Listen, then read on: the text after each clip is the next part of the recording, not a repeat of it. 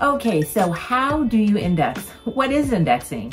If you don't know, or if you don't know how to do it, then you need to check this out, because indexing is very valuable when it comes to family history. In order to even have the records that we have, records need to be indexed. So my name is Aimee Cross, and let me show you what I mean.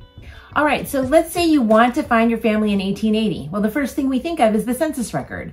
But the only way that you're going to find your family in the census record if you do a search for their name is because of indexing. And what that means is it takes the information out of the record and then it puts it into a database that's then searchable. Let me show you this 1880 census. Let's say I'm looking for William Waldron. He's 63 years old and he's a farmer and he lived in Lebanon, Wapaka, Wisconsin in 1880. So the only way I'm finding him on a search is that somebody sometime somehow indexed this record. And so when I go into Ancestry or Family Search or one of the other search engines, I'm finding him that way. So how does the indexing get done today? Well, in the past, it's been done by human beings. They are sitting there and there's usually 3 different people that look at any particular record. There's 2 people that do it and then 1 person that kind of compares the 2 and verifies that they're correct in order to make it right. And even then, it's sometimes not correct. Now we have optical character recognition, which is making it much easier. But even the optical character recognition still needs to be proven. It needs to be examined by people.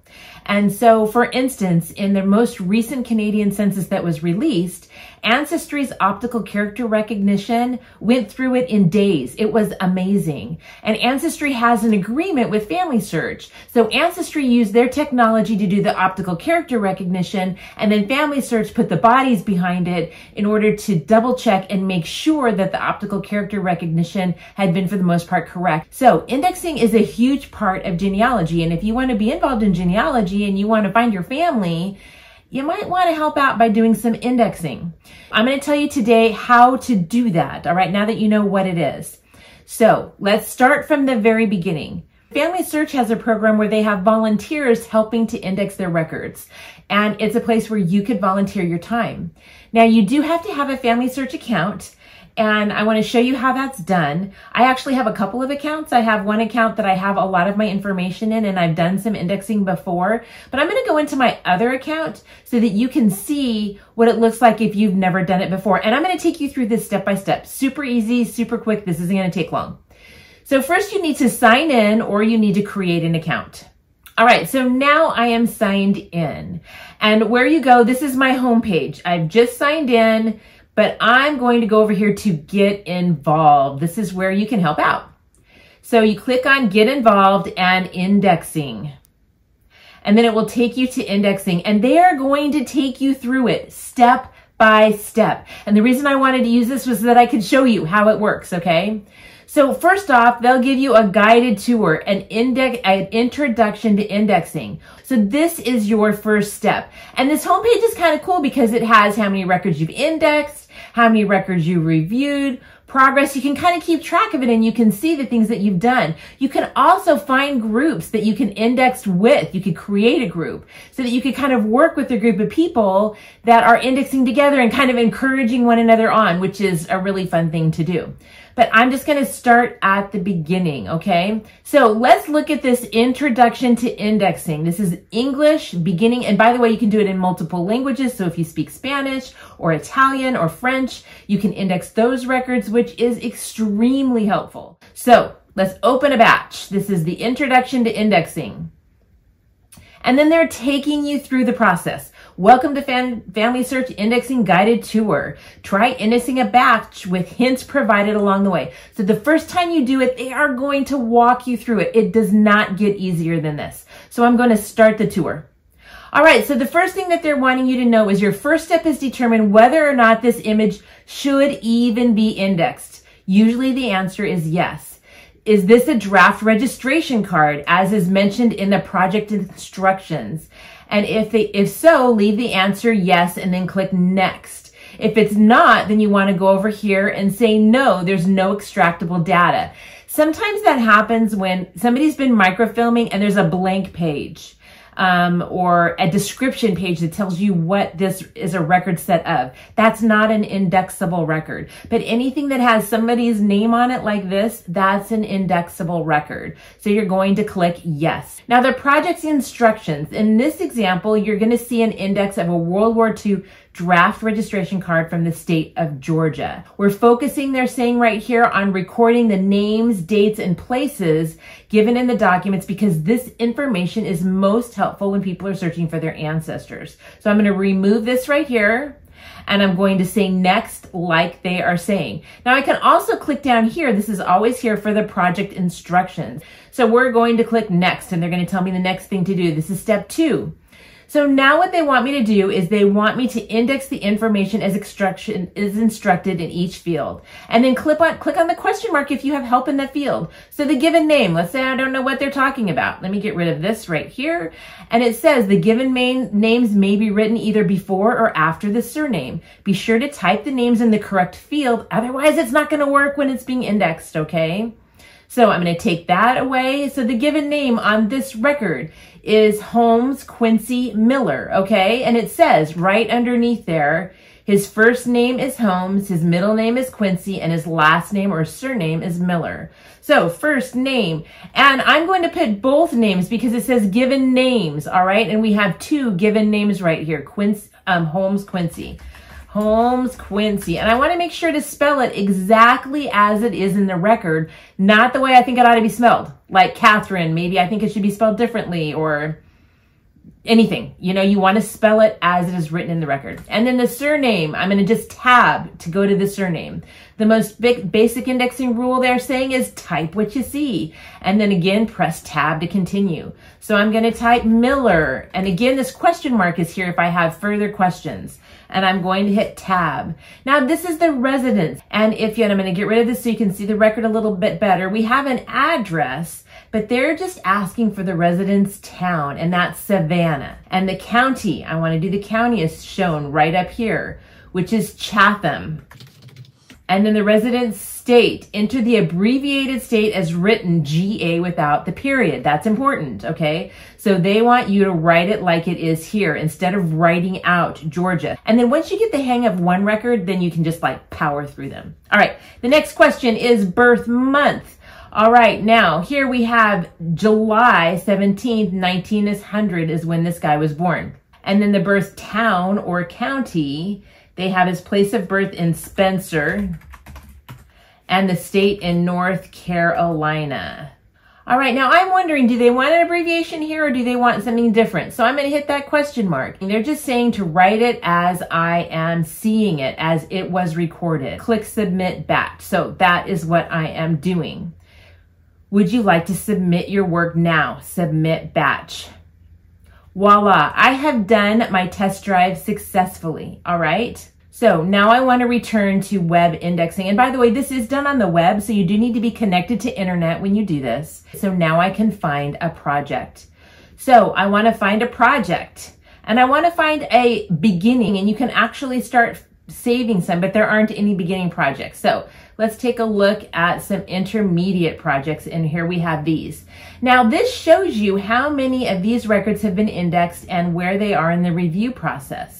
So these naturalization records are almost done. It shows that it's 96% indexed and 37% reviewed. I don't need to worry about if I make a mistake. Somebody's gonna review it, okay? Let's say I'm scrolling down here and I see a state that I have family in. So then I can favorite it by just clicking that star there, and then that will show up in my favorites if I want to go back to that. But let's say I want to do this, I want to contribute to this Ohio Northern District Eastern Division naturalization records. So they're going to give me some important details to review the project instructions. If you're not sure if an image should be indexed, review those instructions. If you're not comfortable indexing the image, do not mark it as no extractable data, just return the batch, and I'll show you how to do that. So I'm going to open this batch because I had already started it. Now, some of the other things is you're indexing only the topmost indexable I can't talk today. Indexable records. Sometimes there's an overlay, especially in naturalization records, and they're saying don't worry about what's underneath that top record. They just want you to look at the top record. Here we have the project instructions. They've already opened that up for me. And it says what it is. It says what to index. And you can go through all of those details, but it's showing you the different documents and it will tell you how to index. I see this is a declaration of intention. So I can go back into these projects instructions. I can look at this what to index, and I can go to how to index a declaration of intention. And it goes through and kind of tells you some of the things to be looking for and gives you all of these fantastic instructions. All right, so is this an indexable record? Yes, it is. I'm going to do the next image. Is this one as well? Yes, it is. So this is a batch of only 2 records. Now I can use these plus signs to zoom in or zoom out, or this one I kind of like. I can flip images, or I can make it brighter. I can invert it so that it's dark and light. Sometimes that's more helpful for people. So you can just do what works for you, okay? And if this is in my way, I can just click the arrow and make it go down. And if I need to see it again, I can bring it back up. So I'm just going to zoom in a little bit on this image, and I want the record number, and that is right here. This is the page number, but this is the record number. And the given name is Peter, right there. And the last name is S-C-H-E-M-M-E-L. Now that writing is a little bit different. And maybe I'm not sure about this handwriting. Maybe I'm having trouble reading handwriting. I'm going to get there. I'll come back to that, okay? His age at the time of the Declaration of Intention was 21. The record place. Now I'm looking at where this is. This is the Northern District of Ohio. The date of the record. Okay, I need to go down to the very bottom of this record, and this record was done on the 10th of April, 1913. Now I want to know his birthplace. I need to go back up in the record. He's the machinist. He's white, fair, 5 feet 7 inches, 180 pounds, brown hair, brown eyes, tattoo marks on both arms, and he was born in Hirschkirch, Hungary. All right. So I'm going to put that in there, and his birth date, if that is in there, and it is. I was born on the 12th of December, 1891. Now it's asking if he has any information about his spouse. So I need to be reading this record and looking. There's no information about his spouse. So what do I put in there? It's Control B right there, okay? So I'm going to type in Control B, and it skips it. Spouse's surname, blank, birth date, birth year. Now I'm on to my second entry. So this entry is different. In the example, there were 2 declarations on one page, but in this record, there are not. So what I need to do is I need to delete that entry. So I go up there to the delete button, which we're going to talk a little bit more about those in a minute, and I can delete that entry. Now I want to look at my next image. Then I'm going to submit the batch. Would you like to submit your work now? Yes, submit my work. And we've got some, yay, you've done your first batch, woohoo! All right, a similar batch. They want me to do another one. Sure, why not? All right, here's some other important details. So this is a slightly different record. Again, it's 2 images, okay? Is there indexed image? Yes, I have names here, okay? So I want to start indexing. Does this image have information in it? Yes, I want to keep that up there. So I'm going to click next. All right, so now we've gone back to that first page. Now I want to show you a couple of the other things that are here that can be helpful for you now that we've gone through this a little bit. The 3 little dots offer you some more advanced options, but most of the time you really don't even need those. Right here, you can go back, you can return to your web indexing and do this later. Like let's say you're in over your head, you can return to your indexing and maybe do it a little bit later when you have some more practice. Right here, you can open quality control. So that's helpful if you're concerned that maybe you're doing something wrong. This is, you're going to submit the batch. And this is to mark the field blank. You can do the Control B, or you can click on this. This is, you can mark the entry blank, the whole entry. This is if you want to mark the field unreadable. This is if you want to add an entry. And that's if you want to delete an entry. This is if you want to copy your text from the same field in the previous entry, which can be really helpful. I'll show you how to do that in a minute. Copy text from the select field to all of the following matching fields. Copy text from the previous entry into selected entry. This is handwriting examples, and I really love this. This is really helpful. If you click on this, it shows you the different letters and how they may look in cursive. And you can see that things can look really different, okay? I use this all the time when I started indexing. This one right here is to share the batch with somebody else. Or this is for international characters if you need that when you're typing. And then this is back to the project instructions. So on this record, we have record number, this is list number 1560. The given names are, I'm looking at this very first record. And in this instance, the names are reversed, so I need to put them in the proper order. Theodore, and there's no E at the end, but I'm leaving it the way it was. The surname is Hofher.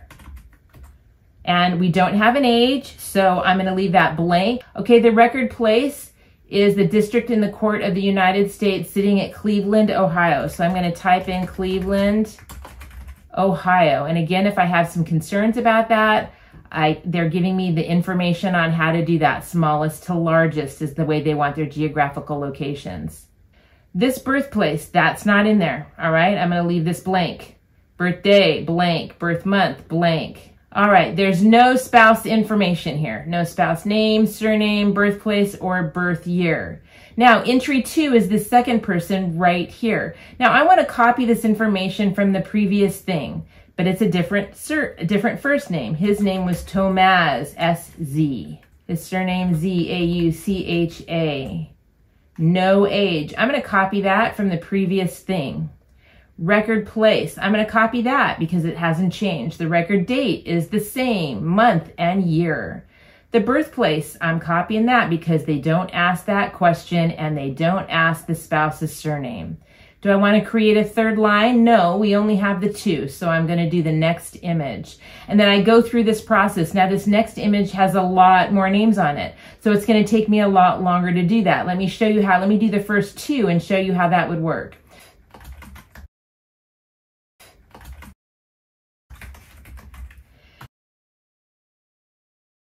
Now, I want to go back up to this information that's right here because there's so many of these, I don't want to copy them every time. So what I'm going to tell the system is I want to copy text from the selected field into all matching fields. So if you have, I'm going to look at this document, I'm going to see how many people I've got. I have 35. So I need to go down here and I need to keep creating people, and I'm just going to go down and create them first, okay? Until I have 35.